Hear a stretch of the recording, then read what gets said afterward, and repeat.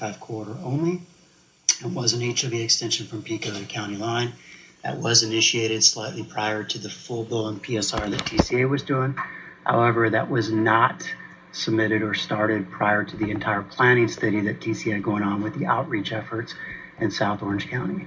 So as a partner to both agencies, the department obliged both entities and allowed those studies to move forward. When it became clearly evident when I came back from Sacramento that there was two project alternatives in the same corridor at the same time, and TCA's PSR was ready for my district director's signature on it, and the OCTA PSR was delayed because of outstanding questions and concerns the department still had with weekend traffic-related analysis. I signed the document that was completed first with the direction to TCA and with discussions with the CEO that we are going to incorporate all of the scope in OCTA's PSR, which is the I-5 HOV extension to County Line, in the environmental document that TCA is moving forward with. 100% of that project scope is included in the TCA-sponsored, non-taxpayer funded environmental impact report. That will be out on the street for a notice of preparation sometime in November. There is no throwaway. There is no bait and switch. This is consolidating both studies into one environmental process, which is a more comprehensive look at traffic congestion relief in South Orange County. It's a much broader look at alternatives and solutions to improving traffic in South Orange County. Meaning multimodal? Is that what you mean? Is that what you're... For the most part, it is highway and congestion relief, but does include some arterial improvements and the like. So while I know that OCTA has a multimodal study that's going on or going to be released on the street, we will also be embarking on that with OCTA. But this is a CEQA-related document that meets the purpose and need, that carries alternatives forward for traffic congestion relief in South Orange County. So when you say broader scope, you're not talking the TCA is studying multimodal, they're simply studying toll facilities, correct? Well, they're studying tolled and untolled arterial improvements and non-arterial improvements. It's a much broader look than just studying I-5 from Avenida Pico to County Line, with one alternative being at an HOV lane. I guess just because I'm just looking for clarity, they're not studying rail, they're not studying bus, they're not studying any of that other stuff as well. That's not included in any of the reports, correct? So I would defer to my planning deputy. I don't believe a rail component is carried forward in the environmental impact report. Okay. So there was a number of other comments that were addressed, and Chairman, I know that Director Hennessy's not done yet, but I'd like to be called on to respond to some of those as well. Absolutely, yeah. So I guess thank you, that helps clarify that.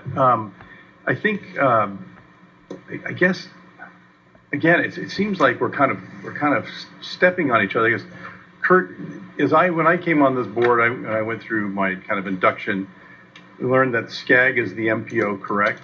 Make sure I can remember all this right. Yes. And that below the MPO, there are regional planning agencies, LAMTA, San Bernardino, Riverside, and we are the regional planning agency for Orange County, correct? Yes, sir. I guess it just seems confusing to me that we have a regional planning agency, and yet we're accepting studies on highways and whatnot from other agencies as well. And it just seems like it just doesn't seem to make a lot of sense to me. There's a lack of clarity of who should be doing what. I thought, my understanding was TCA handled the corridor, the facility that they've already gotten, and their job was to extend it north and south. And that OCTA's purview was to study transportation planning for the entire region of Orange County. It seems from this that that not everybody sees it that way. And if that's the case, then I guess this board needs to know we are not the only regional transportation planning organization, that there's another one, and we should be aware of that. To that end, I guess, I talked about this last night with Director Davies for a minute, because it seems like there's a lot of replication and a lot of collision, which is going to mean a lot of money spent that may not be spent wisely. So to that end, I know that we have a new Secretary of Transportation, David Kim. Daryl, I know you and I have met with them before in DC in our lobbying trips back when he was with the Fed. I think it would be beneficial for you to at least go meet with him, and maybe, I don't know, Director Chamberlain or whoever, but Director Davies said she'd be happy to accompany you as the chair of the Ledge Committee. but to seek some counsel as to roles and responsibilities in this county, as who should be planning what, so that we're not having duplicative efforts. You know, I know we've got a new director of Caltrans. First name is Tokes, last Oshimkin. Did I say that right? Amashinkin. He might be somebody for you to talk to as well. But that would be my encouragement, is for you to go forward and see it, because it seems like we're kind of bumping into each other, and it's going to lead to a lot of inefficiencies. Through the chair, I'd be happy to do that. I think you know, it's always a good opportunity to talk to any new member of the cabinet and others, and Director of Caltrans, about what we're working on in Orange County. You know, when I mentioned earlier about the VMT reduction, those are big issues as well. So if that's the desire of the board, I'd be happy to do that, and appreciate the idea of the the chair of the Ledge Committee accompanying me on that, or the chair of the board, of course. Because I will remind you, and I know you mentioned this earlier, but during the 405 process, I mean, we really heard from the public in a very specific way that they did not like the idea of you know, tolling lanes that they had already paid for.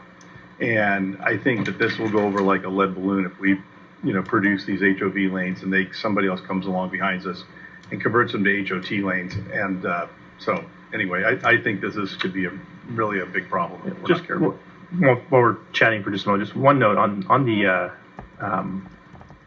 you know, clearly Director Chamberlain and I have a few differences of opinions on how we're approaching things. But with that said, the direction from the board on working on the PICO HOV extension was such, and we believe we've complied with all the proper planning processes, et cetera, that we could be in construction on a project in 2025 or sooner if the normal process was applied. So we would be talking about construction of an HOV extension from PICO to the county line in 2025.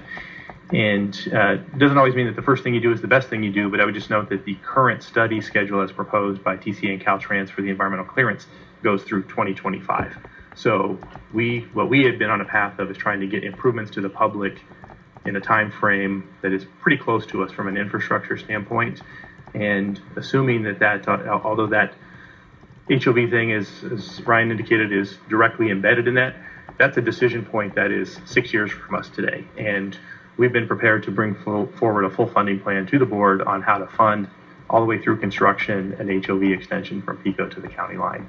So if we are sent through another process, which we don't fully agree is the right process, then that does delay potential improvements, obviously subject to board approval. So I wanted to make that timing issue clear as well. Very good. Director Chamberlain, please. Thank you. I do appreciate that. I wanted to be clear that this board understands that the TCA-sponsored environmental document moving forward that will include the HOV component from PICO to county line is 100% paid for with non-taxpayers' money.